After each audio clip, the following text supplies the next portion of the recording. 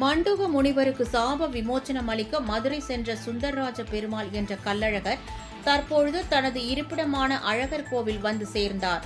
1.5 ton எடை கொண்ட வண்ண மலர்களை தூவி பல்லாயிரக்கணக்கான பக்தர்கள் வரவேற்பு அளித்தனர். 25 திருஷ்டி பூசணி கொண்டு அழகருக்கு சுமங்கலி பெண்கள் திருஷ்டி கழித்தனர்.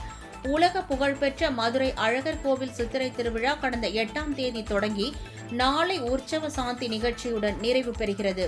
மே 10ஆம் தேதி அழகர் கோவிலில் இருந்து கிளம்பிய கள்ளழகர் 12ஆம் தேதி அதிகாலை வைகை ஆற்றில் எழுந்தருளி பக்தர்களுக்கு அருள் பாலித்தார்.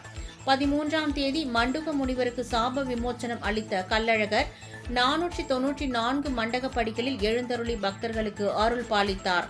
இதைத் தொடர்ந்து இருப்பிடம் நோக்கி கிளம்பிய கள்ளழகர் அதிகாலை 3 மணிக்கு அப்பன் திருப்பதி ஜமீன்தார் மண்டபத்திற்கும் அதனைத் தொடர்ந்து காலை 7 மணிக்கு கல்லந்திரி மண்டபத்திற்கும் வந்தடைந்தார். அங்கிருந்து புறப்பட்ட கள்ளழகர் காலை 10 மணி அளவில் அழகர் கோவில் கோட்டை வாசல் வந்து சேர்ந்தார்.